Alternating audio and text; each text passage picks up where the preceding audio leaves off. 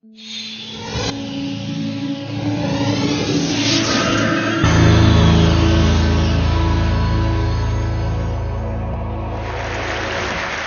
future that we will create can be a future that we'll be proud of.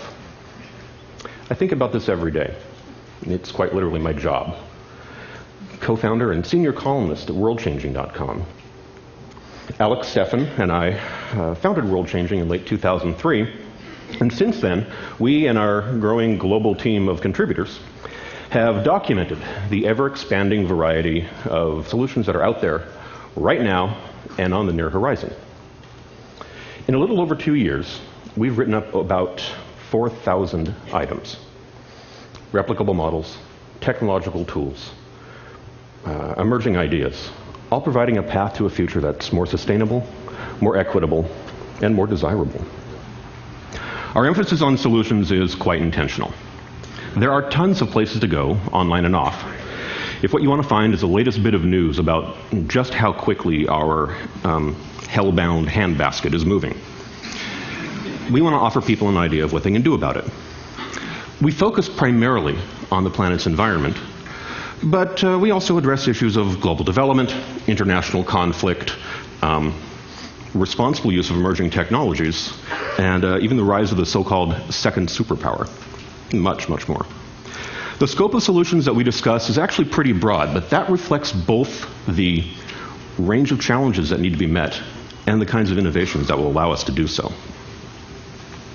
A quick sampling really can barely scratch the surface, but to give you a sense of what we cover: tools for rapid disaster relief, such as this incredible concrete shelter, innovative uses of bioscience, such as a flower that changes color in the presence of landmines, ultra-high efficiency designs for homes and offices, distributed power generation using solar power, wind power, ocean power, other clean energy sources, ultra-high efficiency vehicles in the future, ultra-high efficiency vehicles you can get right now, and better urban design so you don't need to drive as much in the first place.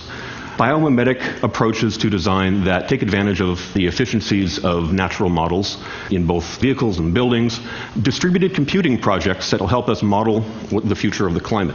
Also, a number of the topics that we've been talking about this week at TED are things that we've addressed in the past on WorldChanging. Cradle-to-cradle design, MIT's Fab Labs, the consequences of extreme longevity, the One Laptop Per Child project, even Gapminder. As a born in the mid-1960s Gen Xer, hurtling all too quickly to my 40th birthday, I'm naturally inclined to pessimism. But working at WorldChanging has convinced me, much to my own surprise, that successful responses to the world's problems are nonetheless possible. Moreover, I've come to realize that focusing only on negative outcomes can really blind you to the very possibility of success. As Norwegian social scientist Evelyn Lindner has observed, pessimism is a luxury of good times. In difficult times, pessimism is a self-fulfilling, self-inflicted death sentence. The truth is, we can build a better world, and we can do so right now. We have the tools. You saw a hint of that a moment ago, and we're coming up with new ones all the time. We have the knowledge, and our understanding of the planet improves every day. Most importantly, we have the motive. We have a world that needs fixing, and nobody's going to do it for us. Many of the solutions that I and my colleagues seek out and write up every day have some important aspects in common: transparency, collaboration, a willingness to experiment, and an appreciation of science, or more appropriately, science. The majority of models, tools, and ideas on WorldChanging encompass combinations of these characteristics. So I want to give you a few concrete examples of how these principles combine in world-changing ways.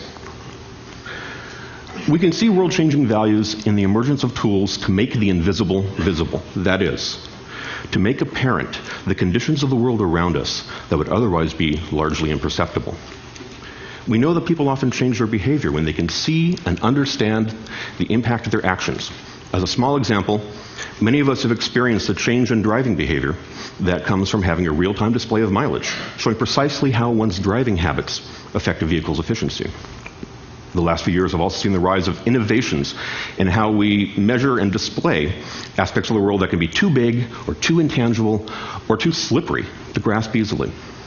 Simple technologies like wall-mounted devices that display how much power your household is using and what kind of results you'll get if you turn off a few lights. These can actually have a direct positive impact on your energy footprint. Community tools like text messaging that can tell you when pollen counts are up or smog levels are rising or a natural disaster is unfolding can give you the information you need to act in a timely fashion. Data-rich displays like maps of campaign contributions or maps of the disappearing polar ice caps allow us to better understand the context and the flow of processes that affect us all. We can see world-changing values in research projects that seek to meet the world's medical needs through open access to data and collaborative action. Now, some people emphasize the risks of knowledge-enabled dangers, but I'm convinced that the benefits of knowledge-enabled solutions are far more important. For example, open access journals like the Public Library of Science make cutting-edge scientific research free to all, everyone in the world. And actually a growing number of science publishers are adopting this model. Last year, hundreds of volunteer biology and chemistry researchers around the world worked together to sequence the genome of the parasite responsible for some of the developing world's worst diseases: African sleeping sickness, leishmaniasis, and Chagas disease. That genome data can now be found on open access genetic databanks around the world, and it's an enormous boon to researchers trying to come up with treatments. But my favorite example has to be the global response to the SARS epidemic of 2003-2004, which relied on worldwide access to the full gene sequence of the SARS virus. The U.S. National Research Council, in its follow-up report on the outbreak, specifically cited this open availability of the sequence as a key reason why the treatment for SARS could be developed so quickly. And we can see world-changing values in something as humble as a cell phone. I can probably count on my fingers the number of people in this room who do not use a mobile phone. And where's Aubrey? Because I know who doesn't. For many of us, cell phones have really become almost an extension of ourselves. And we're really now beginning to see the social changes that mobile phones can bring about. You may already know some of the big picture aspects. Globally, more camera phones were sold last year than any other kind of camera. And a growing number of people live lives mediated through the lens and over the network, and sometimes into history books. In the developing world, mobile phones have become economic drivers. A study last year showed a direct correlation between the growth of mobile phone use and subsequent GDP increases across Africa. In Kenya, mobile phone minutes have actually become an alternative currency. The political aspects of mobile phones can't be ignored either, from text message swarms in Korea helping to bring down a government, to the Blair Watch Project in the UK, keeping tabs on politicians who try to avoid the press. And it's just going to get more wild. Pervasive, always-on networks, high-quality sound and video, even devices made to be worn instead of carried in the pocket will transform how we live on a scale that few really appreciate. It's no exaggeration to say that the mobile phone may be among the world's most important technologies. And in this rapidly evolving context, it's possible to imagine a world in which the mobile phone becomes something far more than a medium for social interaction. I've long admired the Witness Project, and Peter Gabriel told us more details about it on Wednesday in just a profoundly moving presentation. And I'm just incredibly happy to see the news that Witness is going to be opening up a web portal to enable users of digital cameras and camera phones to send in their recordings over the internet, rather than just as hand-carried videotape. Not only does this add a new and potentially safer avenue for documenting abuses, it opens up the program to the growing global digital generation. Now, imagine a similar model for networked environmentalists. Imagine a web portal collecting recordings and evidence of what's happening to the planet, putting news and data at the fingertips of people of all kinds, from activists and researchers to business people and political figures. It would highlight the changes that are underway, but would more importantly give voice to the people who are willing to work to see a new world, a better world come about. It would give everyday citizens a chance to play a role in the protection of the planet. It would be, in essence, an Earth Witness project. Now, just to be clear, in this talk I'm using the name Earth Witness as part of this scenario simply as a shorthand for what this imaginary project would aspire to, not to piggyback on the wonderful work of the Witness organization. It could just as easily be called Environmental Transparency Project, Smart Mobs for Natural Security, but Earth Witness is a lot easier to say. Now, many of the people who participate in Earth Witness would focus on ecological problems, human-caused or otherwise, especially environmental crimes and significant sources of greenhouse gas emissions. That's understandable and important. We need better documentation of what's happening to the planet if we're ever going to have a chance of repairing the damage. But the Earth Witness project wouldn't need to be limited to problems. In the best world-changing tradition, it might also serve as a showcase for good ideas, successful projects, and efforts to make a difference that deserve much more visibility. Earth Witness would show us two worlds: the world we're leaving behind and the world we're building for generations to come. And what makes this scenario particularly appealing to me is we could do it today. The key components are already widely available. Camera phones, of course, would be fundamental to the project, and for a lot of us, they're as close as we have yet to always-on, widely available information tools. We may not remember to bring our digital cameras with us wherever we go, but very few of us forget our phones. You can even imagine a version of this scenario in which people actually build their own phones. Over the course of last year, open source hardware hackers have come up with multiple models for usable Linux-based mobile phones. And the Earth phone could spin off from this kind of project. At the other end of the network, there'd be a server for people to send photos and messages to, accessible over the web, combining a photo sharing service, social networking platforms, and a collaborative filtering system. Now, you Web 2.0 folks in the audience know what I'm talking about. But for those of you for whom that last sentence was in a crazy moon language, I mean simply this. The online part of the Earth Witness project would be created by the users working together and working openly.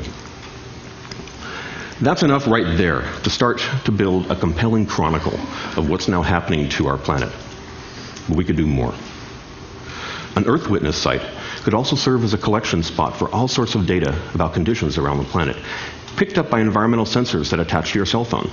Now, you don't see these devices as add-ons for phones yet, but students and engineers around the world have attached atmospheric sensors to bicycles and handheld computers and cheap robots and the backs of pigeons, that being a project that's actually underway right now at UC Irvine using bird-mounted sensors as a way of measuring smog-forming pollution. It's hardly a stretch to imagine putting the same thing on a phone carried by a person. Now, the idea of connecting a sensor to your phone is not new. Phone makers around the world offer phones that sniff for bad breath or warn you about too much sun exposure. Swedish firm Uppsala Biomedical, more seriously, makes a mobile phone add-on that can process blood tests in the field, uploading the data, displaying the results. Even the Lawrence Livermore National Labs have gotten into the act, designing a prototype phone that has radiation sensors to find dirty bombs. Now, there's an enormous variety of tiny, inexpensive sensors on the market. And you can easily imagine someone putting together a phone that could measure temperature, CO2 or methane levels, the presence of some biotoxins, potentially, in a few years, maybe even H5N1 avian flu virus. You can see that some kind of system like this would actually be a really good fit with Larry Brilliant's Instead project. Now, all of this data could be tagged with geographic information and mashed up with online maps for easy viewing and analysis. And then that's worth noting in particular. The impact of open access online maps over the last year or two has been simply phenomenal.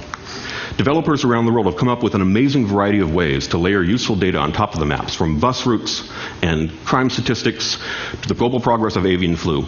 Earth Witness would take this further, linking what you see with what thousands or millions of other people see around the world. It's kind of exciting to think about what might be accomplished if something like this ever existed. We'd have a far better knowledge of what's happening on our planet environmentally than could be gathered with satellites and a handful of government sensor nets alone. It would be a collaborative, bottom-up approach to environmental awareness and protection, able to respond to emerging concerns in a smart mobs kind of way. And if you need greater sensor density, just have more people show up. And most importantly, you can't ignore how important mobile phones are to global youth. This is a system that could put the next generation at the front lines of gathering environmental data. And as we work to figure out ways to mitigate the worst effects of climate disruption, every little bit of information matters.